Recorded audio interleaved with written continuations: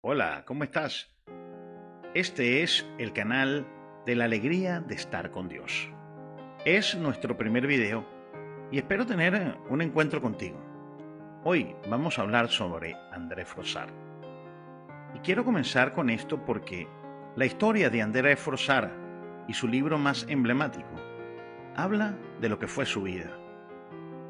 Dios existe, yo me lo encontré. Pero, ¿quién es André Frossard? André Frossard nació en Francia en 1915. Su padre, Ludovic Oscar Frossard, fue diputado y ministro durante la Tercera República y era el primer secretario general del Partido Comunista Francés. Frossard fue educado en un ateísmo total, pero ocurrió algo a los 20 años, que es lo que te quiero contar de la voz del propio Frossard. Encontró la fe de un modo sorprendente, en una capilla del barrio latino, en la que entró ateo y salió 5 minutos más tarde, católico, apostólico y romano. Pero dejemos que él nos diga cómo era el ateísmo en André Frossard. El ateísmo en André Frossard y su posterior y repentina conversión se entienden un poco más contemplando su propia familia, como él mismo lo cuenta. Y dice André Frossard: éramos ateos perfectos, de esos que ni siquiera se preguntan por su ateísmo. Los últimos militantes anticlericales que todavía predicaban contra la religión en las reuniones públicas nos parecían patéticos y un poco ridículos, exactamente igual que lo que serían unos historiadores esforzándose por refutar la fábula de la Caperucita Roja. El celo de estas personas hacia los que creían y explicar el ateísmo no hacía más que prolongar en vano un debate cerrado mucho tiempo atrás por la razón. Dios no existe, pues el ateísmo perfecto no era ya el que negaba la existencia de Dios, sino aquel que ni siquiera se planteaba el problema. Dios no existía, así de sencillo. Su imagen o las que evocan su existencia no figuraban en parte alguna de nuestra casa. Nadie nos hablaba de él, no había Dios, el cielo estaba vacío y la tierra era una combinación de elementos químicos reunidos en formas caprichosas por el juego de las atracciones y de las repulsiones naturales. Pronto nos entregaría sus últimos secretos, entre los que no había en absoluto Dios. Necesito decir que no estaba bautizado.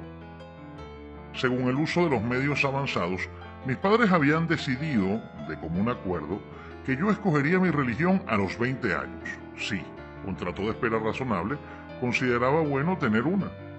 Era una decisión sin cálculo que presentaba todas las apariencias de imparcialidad. A los 20 años, quiere creer que crea.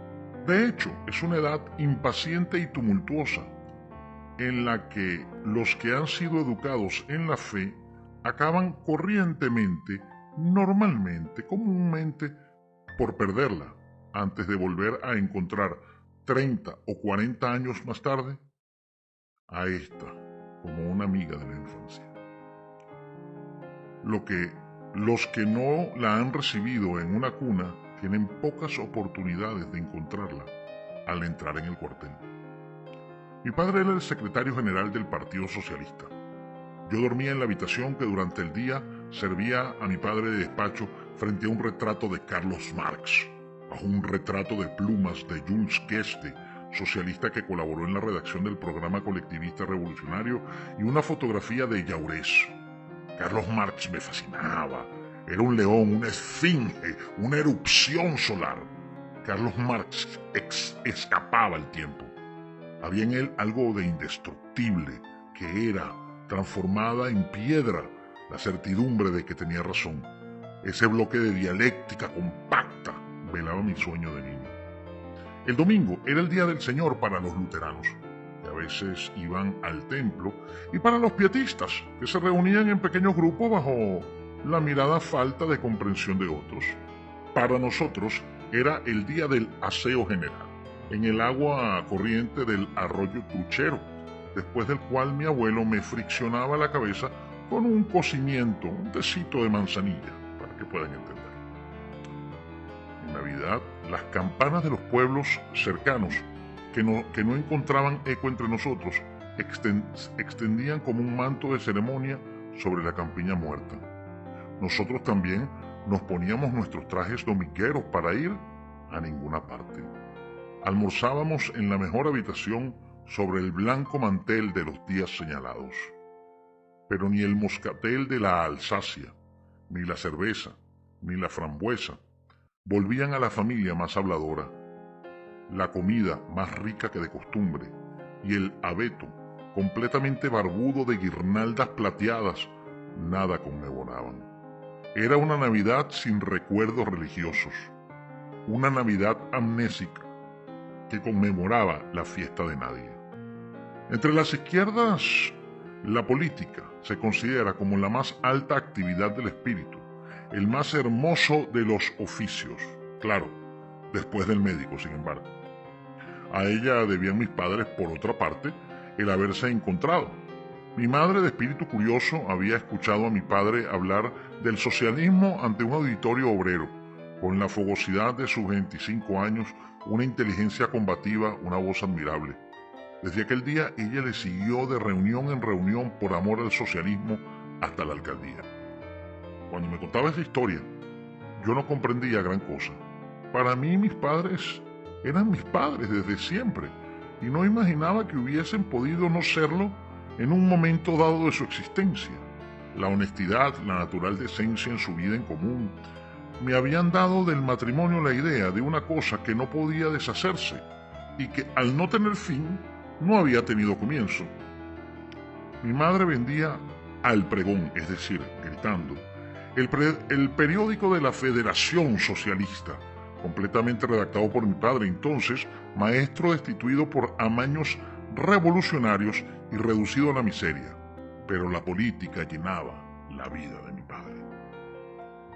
Rechazábamos todo lo que venía del catolicismo, con una señalada excepción, eso sí, a la persona humana de Jesucristo, hacia quien los antiguos del partido mantenían con bastante parquedad, para decir la verdad, una especie de sentimiento de origen moral y de destino poético. Nosotros no éramos de los suyos, pero él habría podido ser de los nuestros por su amor a los pobres, por su severidad con respecto a los poderosos y sobre todo por el hecho de que había sido la víctima de los sacerdotes, en todo caso, el de los situados más altos, el ajusticiado por el poder y por su aparato de represión. ¿Te gusta la historia? Pero es que sin tener mérito alguno, Froissart, porque Dios quiso y no por otra cosa, fue el afortunado en recibir el regalo de la conversión. Él no buscaba a Dios, se lo encontró. Sobrenaturalmente, sé la verdad sobre la más disputada de las causas y el más antiguo de los procesos. Dios existe. Yo me lo encontré.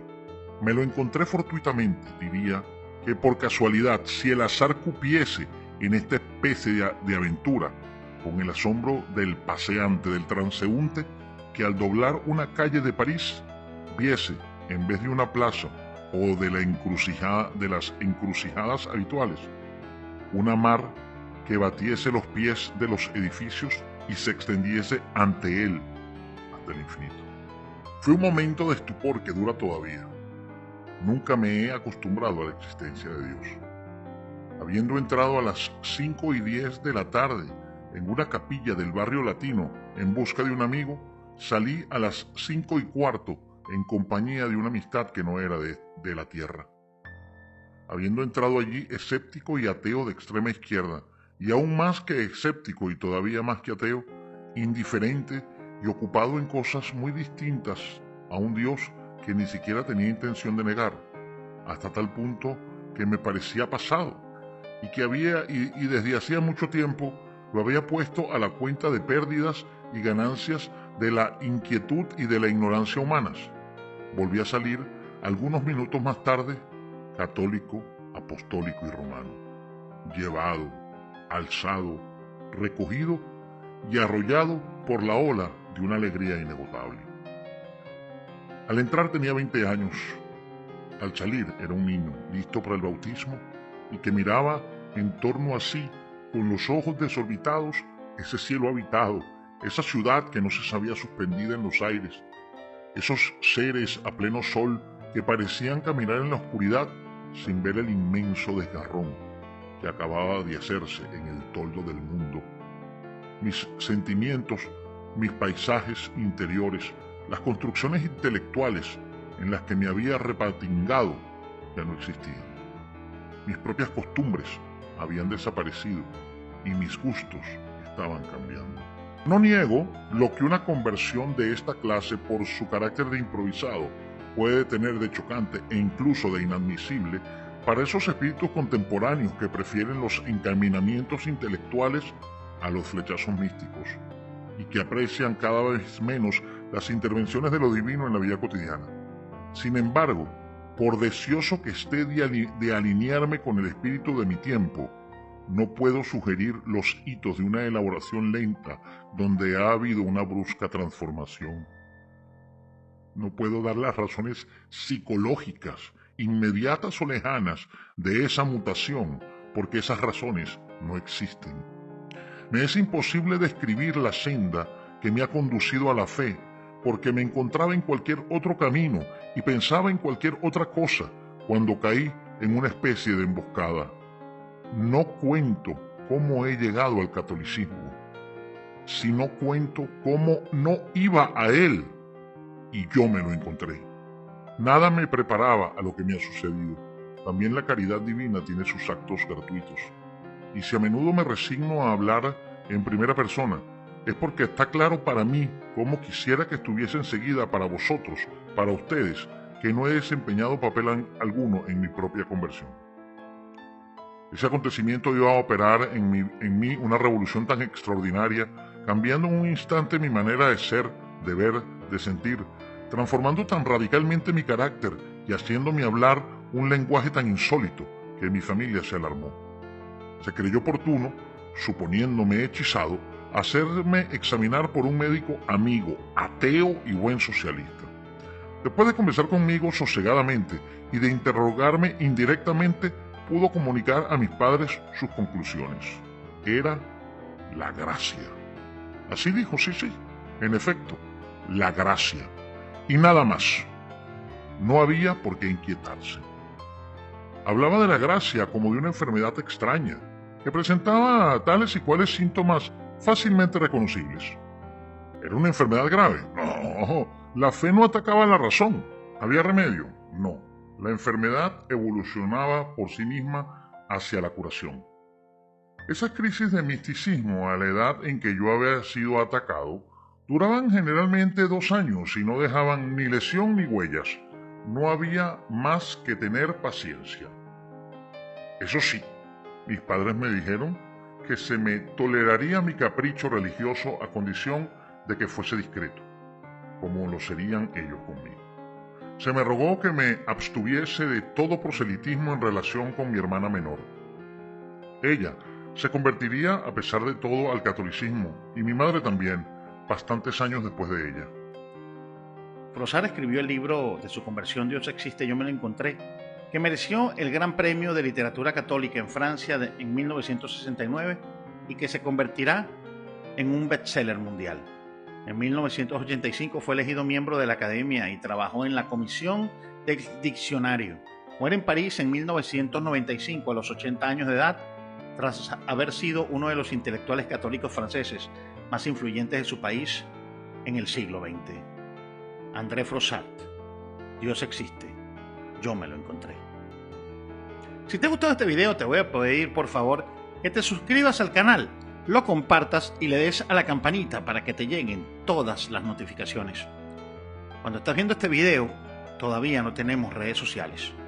Pronto las vamos a tener, pero sí quiero que por favor lo repartas a todo el mundo. Es gratis y me vas a ayudar a seguir creciendo. Muchas gracias y que Dios te bendiga. Adiós.